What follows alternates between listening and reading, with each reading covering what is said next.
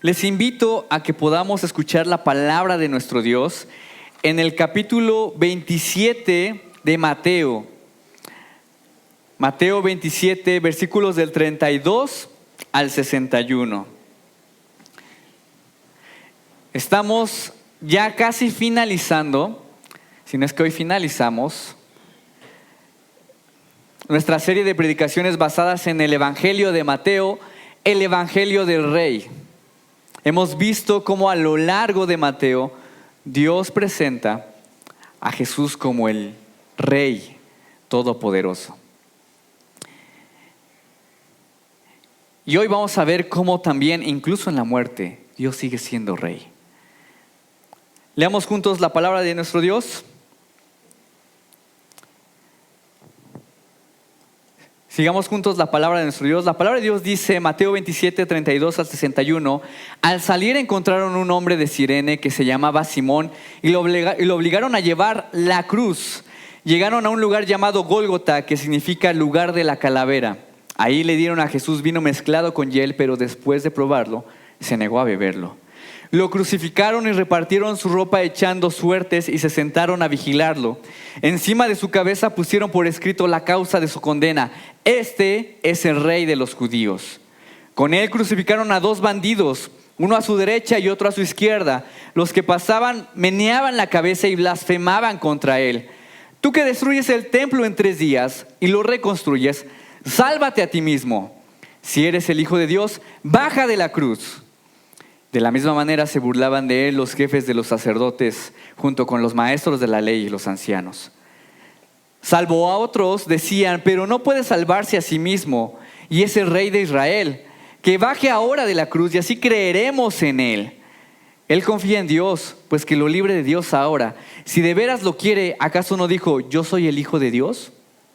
Así también lo insultaban los bandidos que estaban crucificados con él. Desde el mediodía y hasta la media tarde, toda la tierra quedó en oscuridad.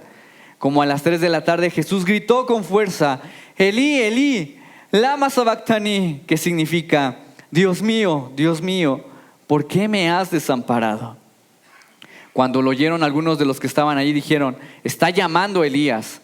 Al instante uno de ellos corrió en busca de una esponja, la empapó de vinagre y la puso en caña y se la ofreció a Jesús para que bebiera. Los demás decían, déjalo, a ver si viene Elías a salvarlo. Entonces Jesús volvió a gritar con fuerza y entregó su espíritu. Y en ese momento la cortina del santuario del templo se rasgó en 2. De arriba a abajo, la tierra tembló y se partieron las rocas. Se abrieron los sepulcros y muchos santos que habían muerto resucitaron. Salieron de los sepulcros y después de la resurrección de Jesús, entraron en la ciudad santa y se aparecieron a muchos. Cuando el centurión y los que con él estaban custodiando a Jesús vieron el terremoto y todo lo que había sucedido, quedaron aterrados y exclamaron, verdaderamente, este era el Hijo de Dios. Estaban allí mirando de lejos muchas mujeres que habían seguido a Jesús desde Galilea para servirle. Y entre ellas se encontraba María Magdalena, María la madre de Jacobo y de José, y la madre de los hijos de Zebedeo. Al atardecer llegó un hombre rico de Arimatea llamado José, que también se había convertido en el discípulo de Jesús. Se presentó ante Pilato para pedirle el cuerpo de Jesús y Pilato ordenó que se lo dieran. José tomó el cuerpo, lo envolvió en una sábana limpia y lo puso en un sepulcro nuevo de su propiedad que había cavado en la roca. Luego hizo rodar una piedra grande a la entrada del sepulcro y se fue. Allí estaban sentadas frente al sepulcro María Magdalena y la otra María. Vamos a orar. Amado Padre Celestial, tú eres nuestro Rey. Gracias te damos por una oportunidad más de aprender, conocer y profundizar en tu palabra santa. Ayúdanos a deleitarnos en las maravillas de tu ley, que tu Espíritu pueda ayudarnos a entender tu santa voluntad. Ayúdanos, Padre, a que tu Espíritu abra nuestro entendimiento y seamos transformados solamente por tu palabra. Úsame solo como un simple instrumento de tu gracia. Habla nuestras vidas en nombre de Jesús. Amén. Creo que muchos de nosotros conocemos la película de Gladiador. ¿La has visto alguna vez? Si eres como de mi edad, tu papá le gusta Troya o le gusta Gladiador, y todas esas películas. Pero bueno, a mí también me gusta Gladiador y no soy de esa edad todavía, ¿verdad? Pero es una muy buena película, ¿no? La película nos cuenta la historia de Máximo Décimo Meridio, comandante de los ejércitos del norte. Y es bien interesante porque este general, de pasar a ser uno de los soldados más respetados de Roma, pasa a ser traicionado. Su esposa y su hijo son asesinados y él es vendido como esclavo para poder pelear en los coliseos romanos y defender su propia vida. Su descenso, si tú ves la película, su descenso es abismal. Cómo va cayendo, cada vez va cayendo y cada vez la situación se siente peor. Y lo interesante es que entre más es humillado por el emperador, el hijo del emperador Marco Aurelio, es más querido por la gente. Entre más es humillado, entre más se esfuerzan por hacerlo sufrir, es más alabado por la gente. Y aunque parezca que todo está en contra de Máximo, lo que parece ser su humillación se está convirtiendo en su exaltación. Se está enalteciendo cada vez más y más, incluso por encima del emperador de Roma. Es una historia épica, ¿verdad? Muy épica. Ahora, cuando leemos el texto, este pasaje donde Jesús es crucificado, pasa algo parecido. Vemos que Jesús está siendo fuertemente humillado, golpeado, la gente se burla en su cara, lo reta mientras Él está colgado en la cruz y paradójicamente esto se está convirtiendo en el acto de mayor exaltación de Jesús. Él es humillado, pero detrás está siendo exaltado en lo más sumo. Desde una perspectiva superficial tú puedes ver ahí un hombre cruelmente destrozado, pero realmente lo que tú estás viendo y lo que el evangelista nos va a mostrar es que estás viendo la exaltación del rey. La exaltación del rey. Este es el tema, este es el título de nuestra prédica del día de hoy. La pregunta que vamos a contestar es: ¿cómo la muerte de Cristo es su más grande victoria? Es su mayor victoria. Y si la muerte de Cristo es su mayor victoria, ¿cómo esto también es una victoria para ti y para mí? Vamos a ver esto a través de 3 puntos. Uno, ¿cómo es que Cristo puede transformar esto en su mayor victoria? Uno, podemos ver la soberanía del Rey en medio de la crucifixión. Tú puedes ver, tal vez pensar que esto se sale del control, pero Dios en la crucifixión está mostrando su soberanía. Segundo punto, la victoria del Rey. Tú puedes ver tal vez a un hombre destrozado, derrotado, pero estás viendo la más grande victoria de Cristo. Y 3, tú puedes ver a personas que tal vez se están burlando, lo están destrozando al morir. Parece ser que todo se acabó. Pero tú vas a darte cuenta que al final, cuando Jesús muere, hay gente adorándolo. Soberanía del Rey, la victoria del Rey, adoración al Rey. Veamos el primer punto, la soberanía del Rey. Al salir encontraron a un hombre de Cirene que se llamaba Simón y lo obligaron a llevar la cruz. Llegaron a un lugar llamado Gólgota, que significa lugar de la calavera. Vemos en este pasaje que el nivel de desgaste y maltrato que ha recibido Jesús es tan brutal que el texto nos dice que ya Jesús no puede llevar la cruz. Y tiene que venir este hombre llamado Simón de Cirene para ayudarle a llevar esta cruz.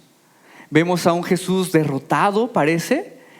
Un Jesús sufriendo. Nada parecido con el Jesús que entró en Semana Santa de forma triunfal, con cantos y alabanzas. Y para rematar, vemos que este momento tan vulnerable de Jesús le hacen 3 reclamos. Primeramente 3 reclamos podemos ver aquí. Versículo 40, tú que destruyes el templo y en 3 días lo reconstruyes, sálvate a ti mismo, le decían a Jesús.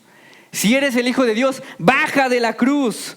Versículo 42 y 43, salvo otros decían, pero no puede salvarse a sí mismo y es el Rey de Israel. Que baje ahora de la cruz y así creeremos en Él.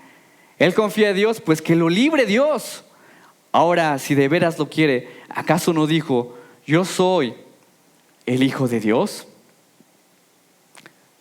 Todas estas burlas que hacen las autoridades judías son títulos de Jesús que hablaban de su majestad. Y están usando estos títulos de majestad, ¿sabes para qué? Para humillarlo. Usan estos títulos de forma irónica. Lo quieren humillar con estos títulos y finalmente terminan rechazando a Jesús. Le dicen a Jesús, Jesús, tú no eres el rey. Un rey no se deja crucificar. Un verdadero rey no se deja golpear. Un verdadero rey no se deja matar. Tú no eres el Dios viviente. Si fueras Dios, bájate de esa cruz. Tú te bajarías de esa cruz si fueras realmente Dios. Nuevamente, como lo hemos visto a lo largo del Evangelio, la expectativa de estos hombres era que Jesús tenía que ser un rey político. Y como ese rey no cumple mis expectativas, yo estoy por encima de él. Vean este nivel de egocentrismo de las autoridades. Todos piensan que ellos tienen el control sobre Jesús, que al golpearlo, que al llevarlo a la cruz, yo tengo autoridad sobre Jesús. Los soldados creen que tienen autoridad sobre Jesús. Poncio Pilato cree que tiene la decisión sobre Jesús. Las autoridades judías creen que lo están realmente lastimando. Ellos creen que son soberanos sobre Jesús y que creen que han logrado su cometido. Pero sabes, esto no es así. Esto no es así. Mateo 27, 35 al 36 dice, lo crucificaron y repartieron su ropa echando suertes y se sentaron a vigilarlo. Tú podrías decir, oye, pero esto cómo exalta a Jesús. Dice que están echando suertes y están repartiéndose la ropa de Jesús. ¿Qué tiene eso de exaltación? Más bien es más humillación para Jesús, ¿no? Pero si tú eres observador, este texto está haciendo una cita del Salmo 22, 18. Mostrándonos que este evento que está pasando Jesús, la crucifixión, el repartir sus ropas, ya estaba anunciado. El rechazo, el desprecio, la crucifixión en sí misma no es una ocurrencia de Poncio Pilato, no es una ocurrencia de las autoridades judías, no es una ocurrencia de los soldados. Es algo que Dios ya había anunciado. Isaías 53, 3 dice, despreciado y rechazado por los hombres, varón de dolores, hecho para el sufrimiento. Todos evitaban mirarlo. Fue despreciado y no lo estimamos. Todos alrededor de Jesús piensan que tienen autoridad sobre Jesús, ¿cierto? Que están domando al rey. Pero ni siquiera se daban cuenta que todos ellos estaban haciendo justo lo que Dios quería. Todos están haciendo justo lo que Dios quería. Mateo 27, 37. Encima de su cabeza pusieron por escrito la causa de su condena. Este Jesús es el rey de los judíos. Lo que parece ser una burla de mal gusto, sin darse cuenta se convierte en una declaración real de quién es Jesús. Ellos creen que tienen el control de ese letrero. Pero es Dios quien tiene el verdadero control. Me gusta cómo lo comenta Matthew Henry. Dice, se acostumbraba a avergonzar a los malhechores con un letrero que notificara el delito por el cual sufrían. Así pusieron uno sobre la cabeza de Cristo. Concibieron para reproche suyo, pero Dios lo pasó por alto, porque aún la acusación fue para su honra. Ellos creen que tienen el control. Ellos creen que están rechazando a Jesús. Pero sin darse cuenta, están afirmando quién es Él. ¿Quién tiene realmente el control? ¿Ellos? Es Dios quien tiene el control en la crucifixión. De manera que la crucifixión no es debilidad, sino es la expresión más grande de la soberanía de Dios. La crucifixión es la expresión más grande de que Dios está en control siempre. No sé si tú has visto las crónicas de Narnia, ¿no? Y hay una parte en donde Aslan, el león, quien representa a Jesús, está a punto de sacrificarse por Edmond, ¿no? Edmond había traicionado a sus hermanos y me llama la atención cómo lo ponen en la película. Hay más detalles en el libro si quieren también leerlos, pero va pasando a Aslan y en medio de todos, mientras le hacen burla, mientras se burlan de él, mientras están gritándole, mientras están a su alrededor, e incluso lo golpean a Aslan. Mientras golpean a Aslan, le quitan la melena a Aslan. ¿Recuerdas esa parte? Y Aslan no hace nada. El león no hace nada. Y aunque sus enemigos piensan que tienen a Aslan, la verdad es que no lo tienen. La imagen es muy irónica. ¿Cómo puedes domar a un león? ¿Cómo puedes domar a un león? Solamente si él se deja domar. Jesús no está mostrando debilidad. No se le salió de sus manos la crucifixión. El rey se dejó crucificar porque es soberano, porque Él está en control. Nadie puede controlarlo. Nadie puede humillar al rey, al menos que Él lo permita por un propósito mayor. ¿Cuál es ese propósito? Salvación, redención. Mateo 27:34 dice: allí le dieron a Jesús vino mezclado con hiel, pero después de probarlo, se negó a beberlo. La soberanía de Dios no solo recae en que su humillación está bajo el control de Dios. Sí, la humillación de Jesús está bajo el control de Dios, pero también el rey, la soberanía de Dios está en que Dios contiene su poder, contiene su fuerza para ser nuestro perfecto sustituto. Jesús no se baja de esa cruz, no es porque Él no sea Dios, no es porque es débil, sino porque es soberano. Y se refrena, aunque le digan bájate de ahí, Él se refrena porque tiene una meta mayor: salvarnos del pecado, salvarte a ti del pecado.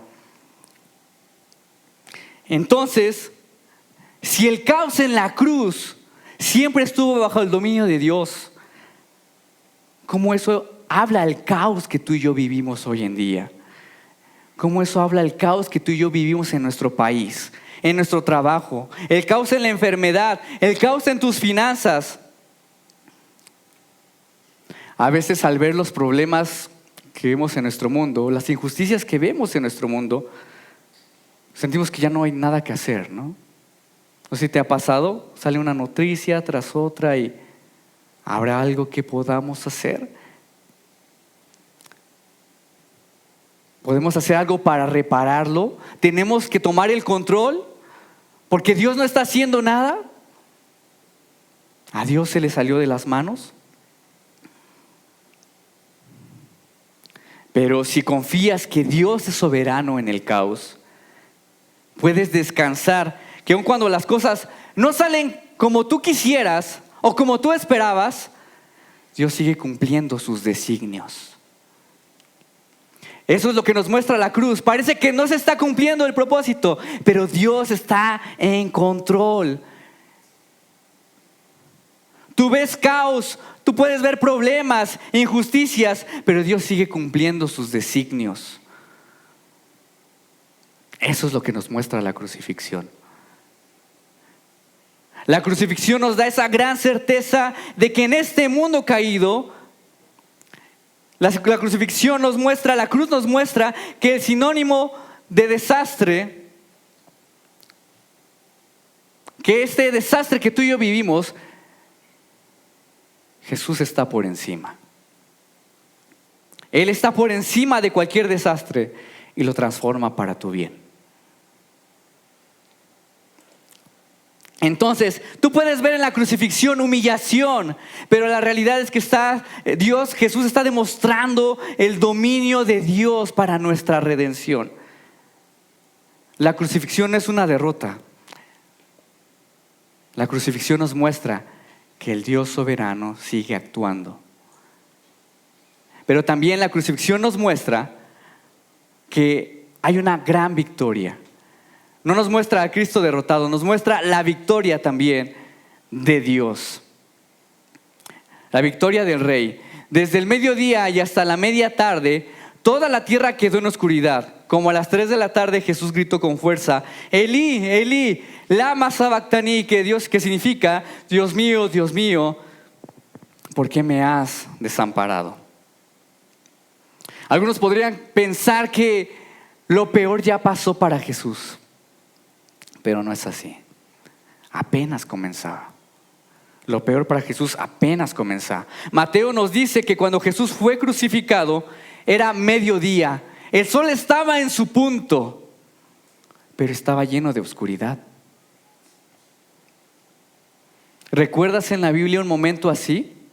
Un momento lleno de total oscuridad. ¿Cuál es? La 9ª plaga en el Éxodo. ¿Recuerdas que Dios liberó al pueblo de Israel de Egipto y aplicó su justicia santa a Egipto y le mandó 10 plagas, pero la penúltima era la total oscuridad? ¿Por qué? ¿Qué significa la oscuridad? Significa que Dios estaba aplicando un juicio a Egipto. Y en la crucifixión pasa lo mismo. Se está librando algo más grande que un juicio político. Se está librando un juicio cósmico contra el Hijo de Dios. Un juicio cósmico contra el Hijo de Dios. Segunda de Corintios 5:21 dice: al que no cometió pecado alguno, por nosotros Dios lo trató como pecador. Yo me imagino que las personas alrededor de Jesús en la crucifixión pensaban que le estaban haciendo daño a Jesús, que al golpearlo, al azotarlo, al blasfemar contra él, al criticarlo con sus palabras, ellos pensaban que tal vez su castigo estaba siendo eficaz contra Jesús. Pero qué ilusos, qué ilusos. Eso no era nada comparado con lo que realmente estaba pasando en la cruz.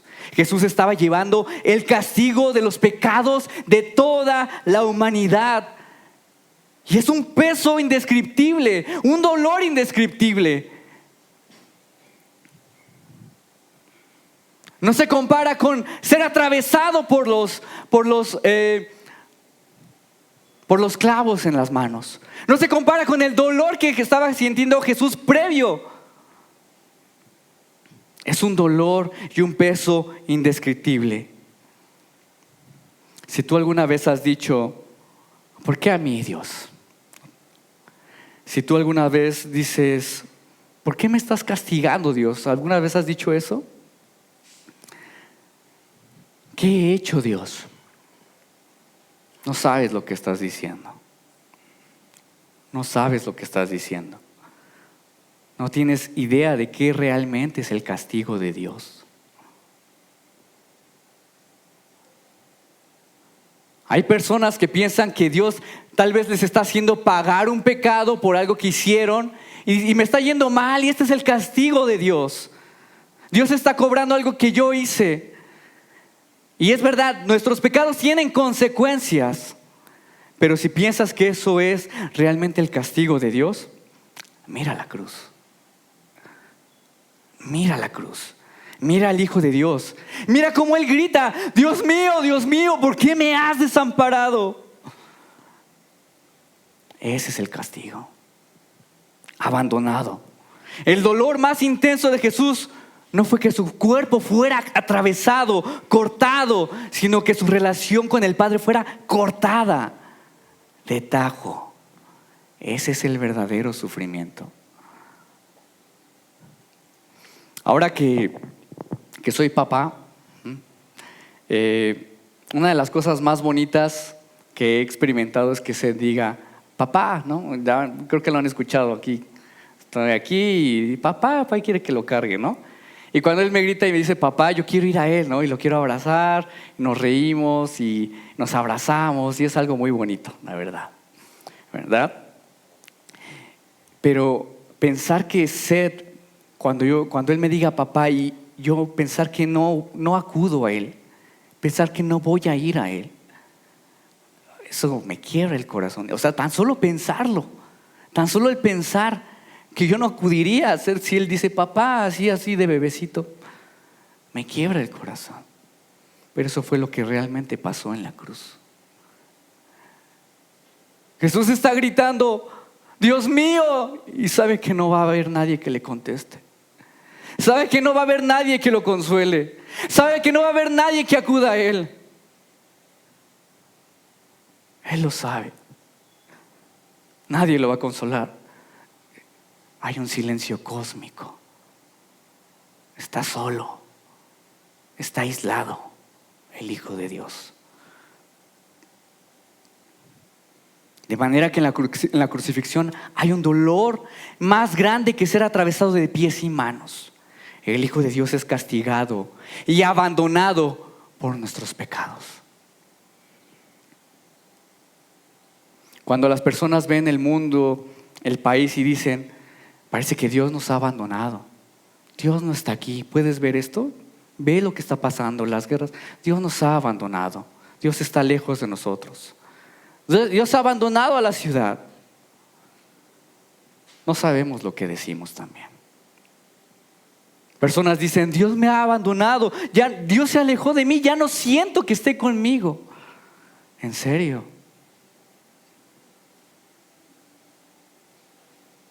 Dios hasta este momento no nos ha abandonado plenamente. La Biblia nos habla que Dios sigue sosteniendo la creación. Aún en medio de este mundo caído, Dios sigue sosteniendo la creación con su espíritu. Sigue haciendo llover sobre justos e injustos. Sigue refrenando el mal. Estaríamos realmente peor, sí. Él ha estado refrenando el mal. Dios no nos ha abandonado. Pero Jesús sí lo abandonó. Nadie en el mundo puede gritar de esta manera, Dios mío, ¿por qué me has abandonado? Jesús sí gritó. Nadie ha sentido tanta indiferencia que el Hijo de Dios. Nadie ha sentido tanta soledad que el Hijo de Dios.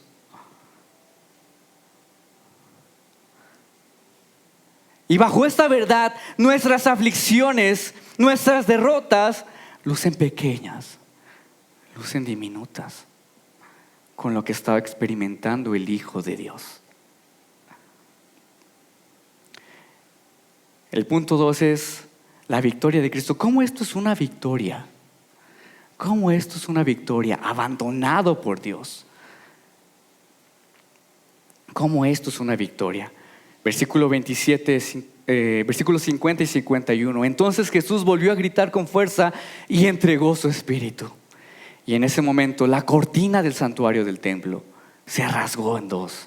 De arriba a abajo la tierra tembló y se partieron las rocas.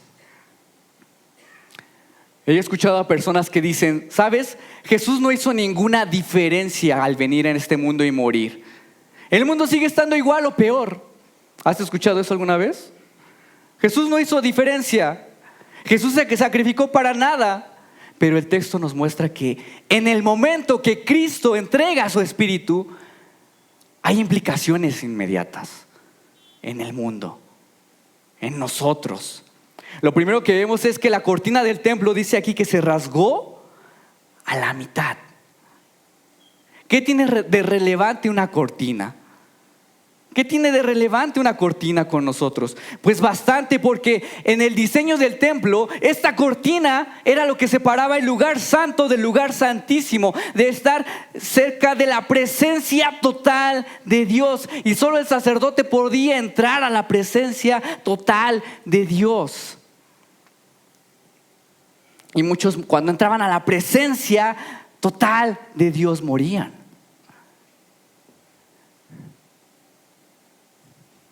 Pero al morir Jesús en la cruz, el velo se rompe. Y lo que Dios está diciendo ahí es: Jesús murió, pero tú puedes pasar. Ya no hay nada que nos separe. Puedes acercarte con confianza. Adelante, acércate con confianza. Tu pecado ha sido perdonado. Ha sido perdonado. Ha sido pagado. Y esto es increíble porque donde vemos muerte, donde vemos caos, Jesús ganó la vida.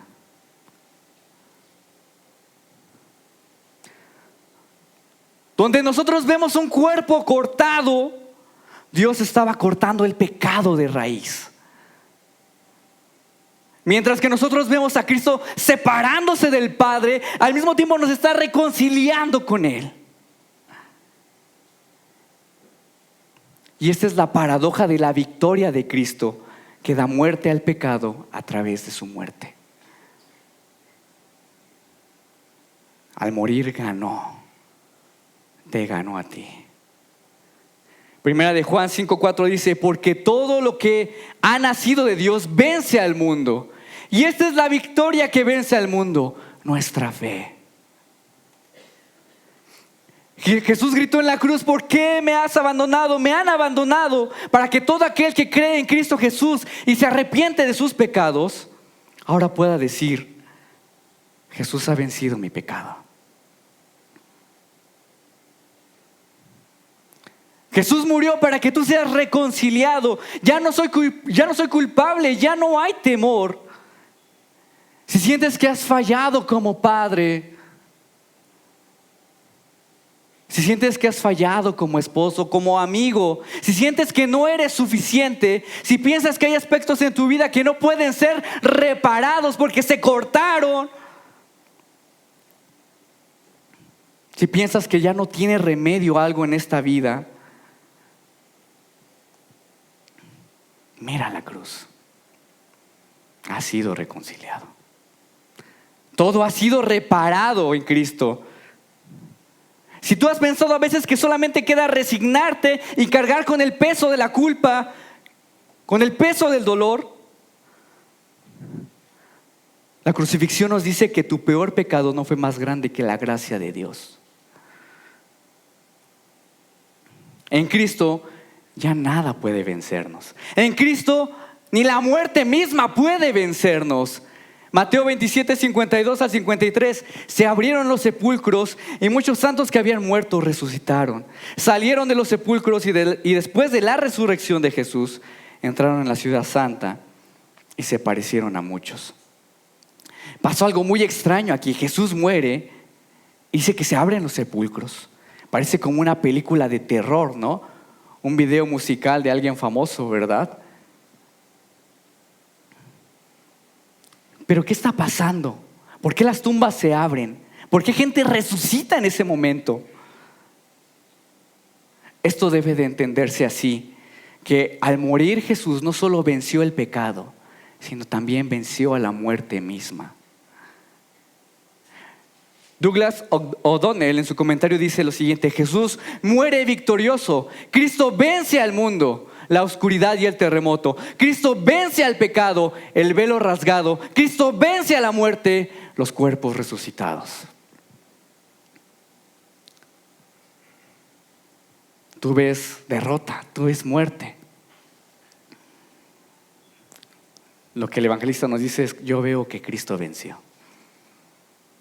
que Cristo nos acercó, que Cristo cortó la raíz de tu pecado, que Cristo te revivió, que Cristo te resucitó. Estabas muerto y ahora vives. Deion Sanders, no sé si lo conozcan, él es un deportista, el único atleta en la historia que ha jugado una serie mundial de béisbol y al mismo tiempo un Super Bowl. ¿Sí? Yo creo que algunos lo conocen. Y él cuenta que pues sí, es una leyenda, pero él cuenta que al estar en la cima de su éxito, en lugar de sentirse agradecido, en lugar de sentirse bendecido, humilde, sacó lo peor de él. Sus propias victorias sacaron lo peor de él. Él describe que una vida de lujos, una vida de grandes victorias, porque ganó varios Super Bowls, era como besar el infierno. Decía él, nada me satisfacía, ni las mujeres, y además que estaba casado decía, ni las mujeres, ni grandes casas, ni los autos. No había paz, sino oscuridad. Qué fuerte, ¿no? Qué fuerte pensar que si tenemos ciertas cosas en la vida, podemos pensar que tal vez eso nos va a sentir victoriosos. Eso nos hace sentir que vencimos. Pero muchas veces eso puede convertirse en nuestro infierno, como le pasó a Deion Sanders. Y Deion tuvo un accidente fatal en auto. Él quería morirse en ese accidente de auto. Pero no fue así. Tuvo algunas lesiones, pero nada graves. Y es ahí cuando Jesús lo llama, lo toma. Y Jesús habla a su vida. Se arrepiente de sus pecados. Y es cuando ahí puede encontrar verdadera satisfacción, paz. Lo que los logros, lo que las victorias no le dieron, él terminó abrazando la única victoria que necesitaba, la reconciliación con Dios. Tú puedes pensar que lo que realmente necesitas está allá afuera. Lo que realmente necesitas es algo que pueda satisfacer ese vacío del corazón. Pero no. Jesús, al vencer la muerte, te dice, tu más grande necesidad es reconciliarte. Reconciliarte con el Padre. Iglesia, amigos, no necesitamos más victorias personales para sentirnos satisfechos con nuestra vida. No necesitamos más victorias para apaciguar nuestra culpa, para sentirnos más cerca de las personas. No necesitamos nada de eso. Si crees que Jesús ha vencido tu pecado en aquella cruz, eres más que vencedor. Eres más que vencedor. La cruz no humilla entonces al rey, lo exalta. La cruz no trae derrota a nuestra vida, sino victoria real. Y por último, punto 3, la cruz nos reúne para adorar al Rey. Cuando el centurión y los que con él estaban custodiando a Jesús vieron el terremoto y todo lo que había sucedido, quedaron aterrados y exclamaron verdaderamente, este era el Hijo de Dios. Parece que todo ha acabado. Nadie se va a acordar de Jesús. Nadie en el pueblo ha entendido lo que pasó.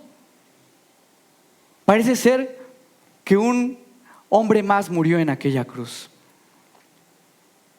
Pero lo que me llama la atención es que solamente un grupo ahí que puedes ver, parece ser que sí entendió lo que pasó. ¿Sí? ¿Quiénes son los que entendieron lo que realmente pasó? Los soldados, ¿verdad? Los soldados.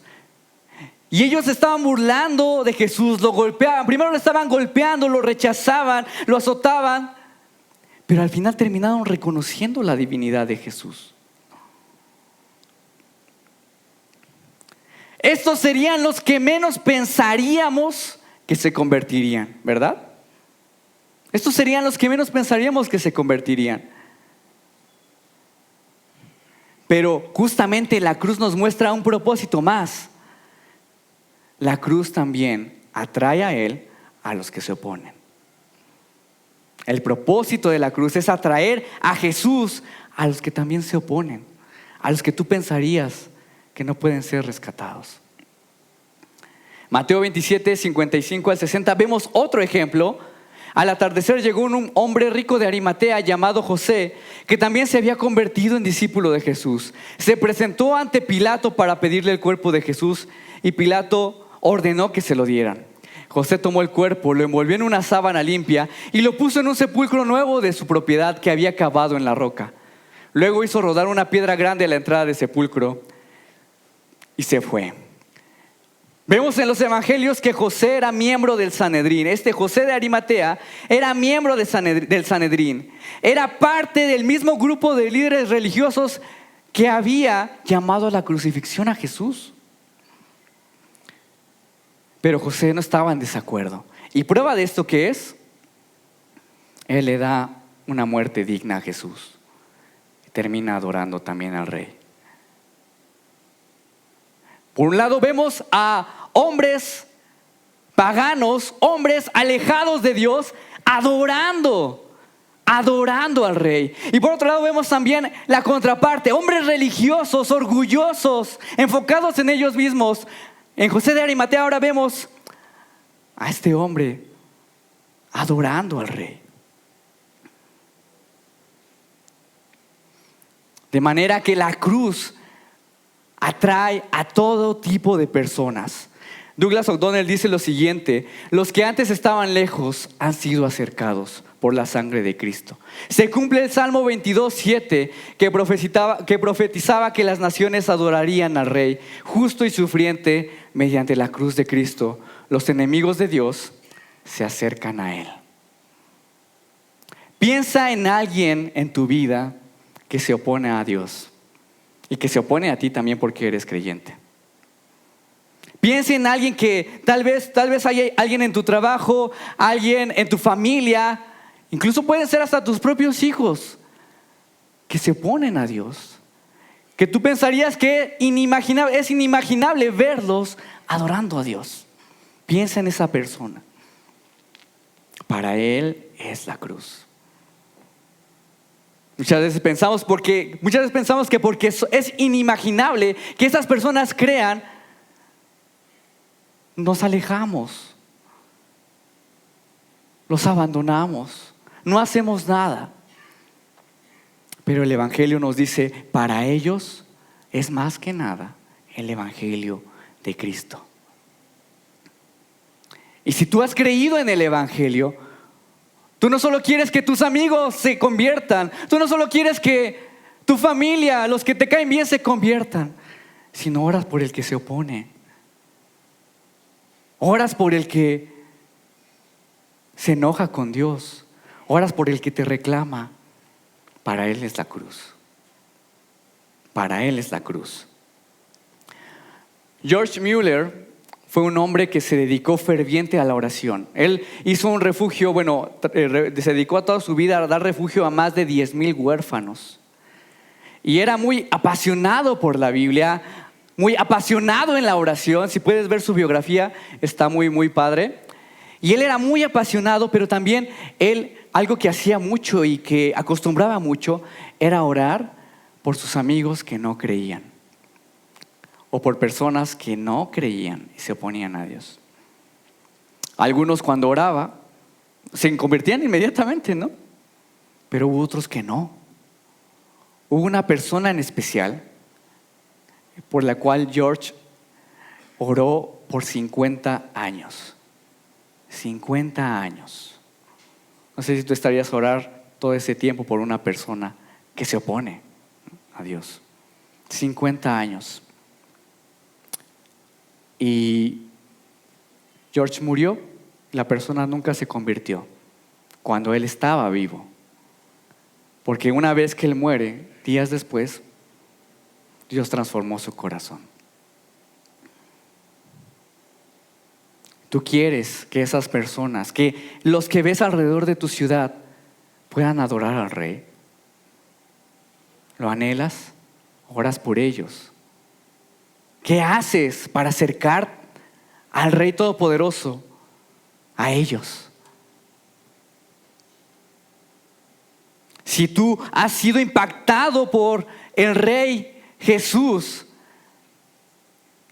deberías también anhelar que otros vengan y lo adoren de todas las naciones, de todos lugares. No pelearte con ellos, reconciliarte con ellos, atraerlos a Cristo. Y lo que parece ser la cruz, lo que parece ser una burla, puede en un futuro ser transformada en adoración. Iglesia, amigos, esta es la exaltación del Rey. Dios está en control de tu vida. Dios te ha dado la victoria en tu vida.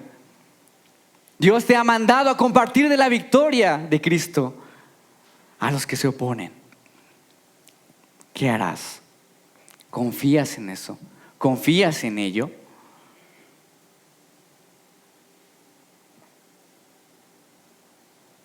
Vamos a orar.